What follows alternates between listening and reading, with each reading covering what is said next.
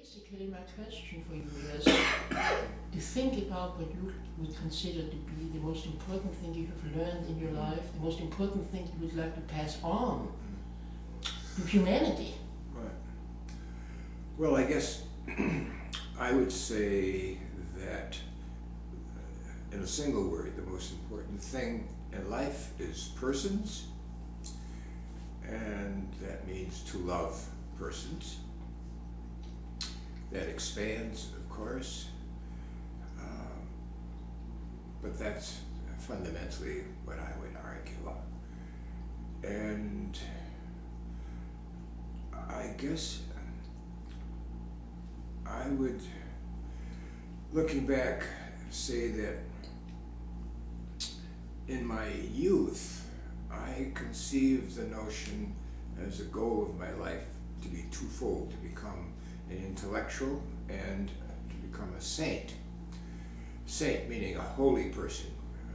At that time I didn't think of it as a whole, W-H-O-L-E, but I subsequently have realized that's really what that whole term and concept means. And I studied accordingly, lived accordingly, joined the monastery accordingly. And I think I've pursued those two goals pretty stringently subsequently. I've probably done considerably better on the becoming an intellectual side than becoming a saint side. But then, you know, we all work on that second until the end. And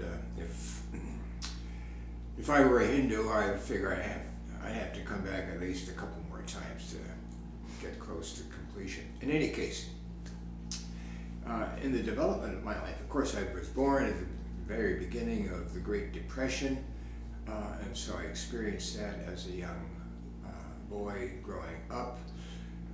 It wasn't really hard for me because I didn't know anything else, but looking back, I can see that it had positive effects on me. It developed a certain kind of rigor simply because circumstances demanded it.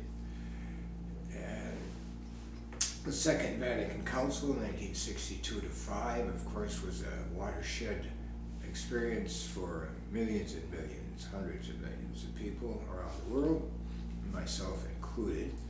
And I was very fortunate to be young enough to be open to it and old enough to realize how important it was, what was happening there.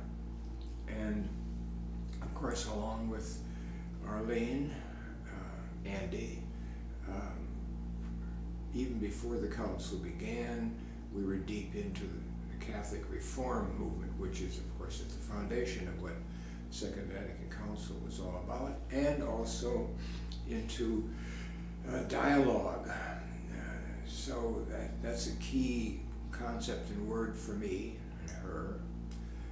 Already in the 1950s, the council, of course, in the 60s augmented it, and I guess maybe the founding of the Journal of Ecumenical Studies and all of the things that followed from that are really a critical kind of development in my life and what I can leave behind. The whole focus on dialogue was something that started out initially from between Catholics and Protestants, which is what my doctoral dissertation was about in the 1950s, the Una Sancta movement in Germany, starting after World War I. But then, especially with the Second Vatican Council, it expanded exponentially. Andy had the idea of starting a scholarly journal devoted to first ecumenical dialogue already in 1963. We launched it, and the first issue came out in '64. Had an article in it by Hans Küng and another article in it by Joseph Ratzinger, subsequently the Pope.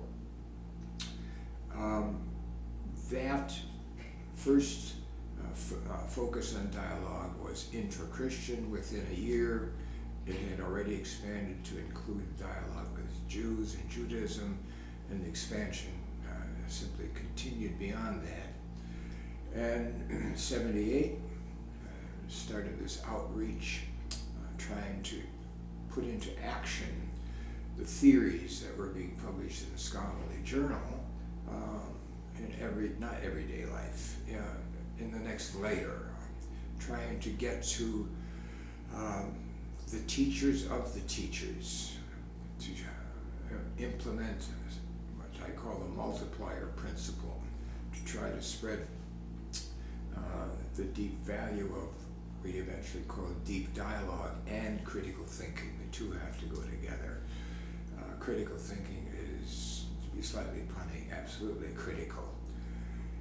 And I'm fortunate enough to have lived long enough that in very recent time, the last 3 years, I would say, from 2007, we can see the entrance of Islam into the dialogue in a massive way, and simply on the basis of the 50 years of experience that we've had in dialogue, we were and are poised to help magnify and hopefully creatively direct, at least to some extent, that expanding dialogue, particularly of Islam.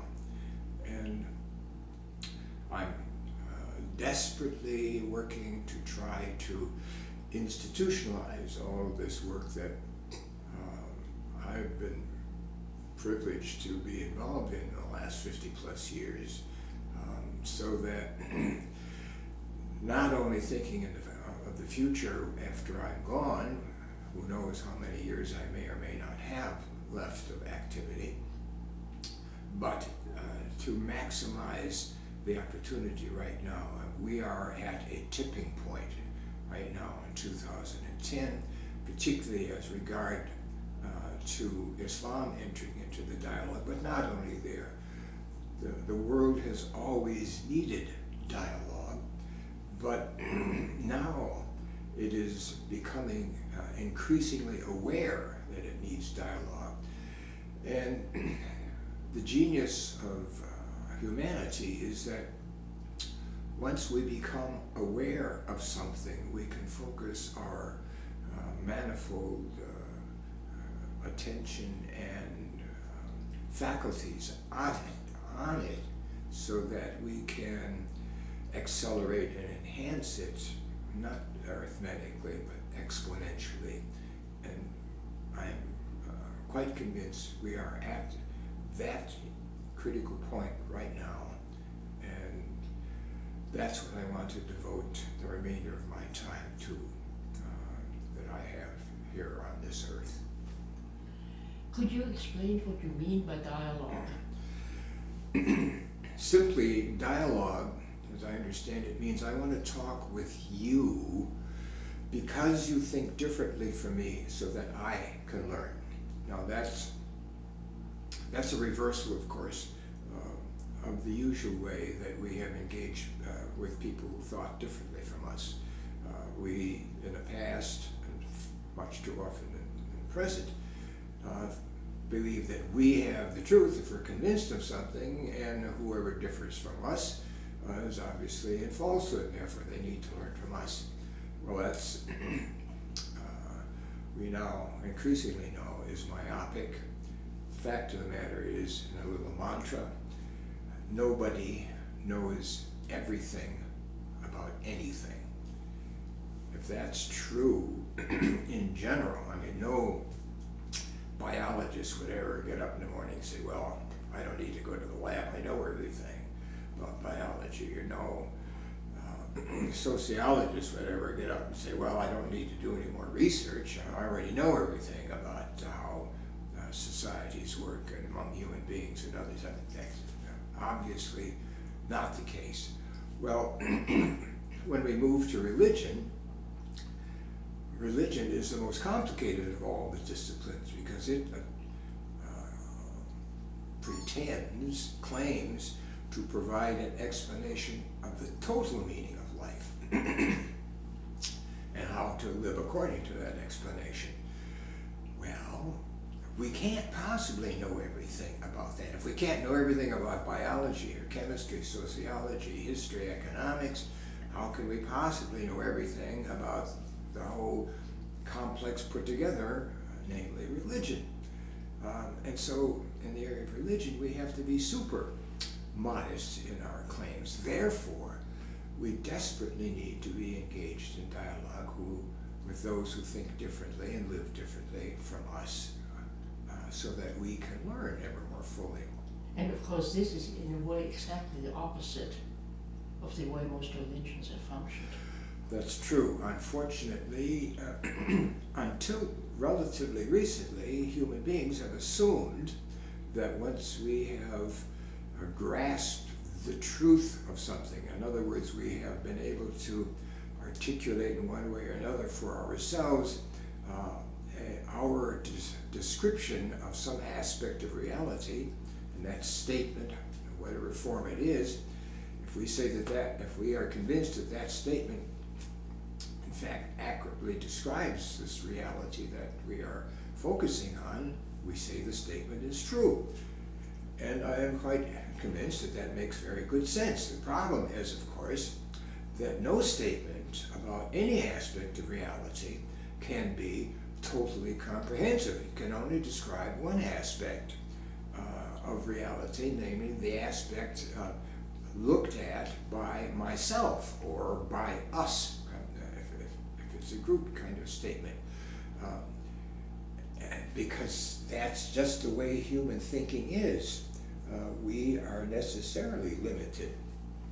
So if I'm looking at an object from my perspective here, and you are sitting on the other side of the room or on the other side of the world looking at the same object from your perspective, you're going to see an aspect that I can't see from here, and vice versa.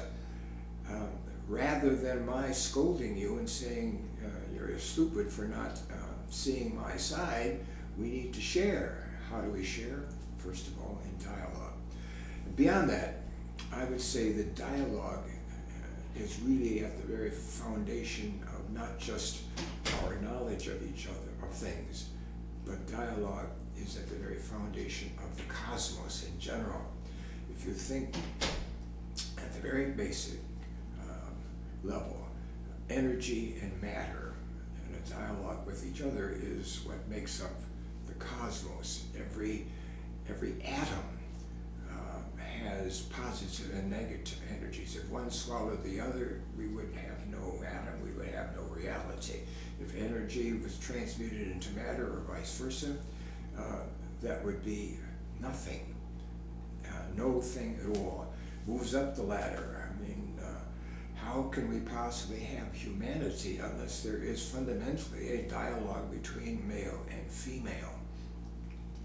After 2 generations, there would be no humanity if there were no fundamental dialogue. The same is true. We cannot become human persons individually. It has to be within a dialogic structure between, let's say, the individual and the community, whether the community is 2 people or 2 million people.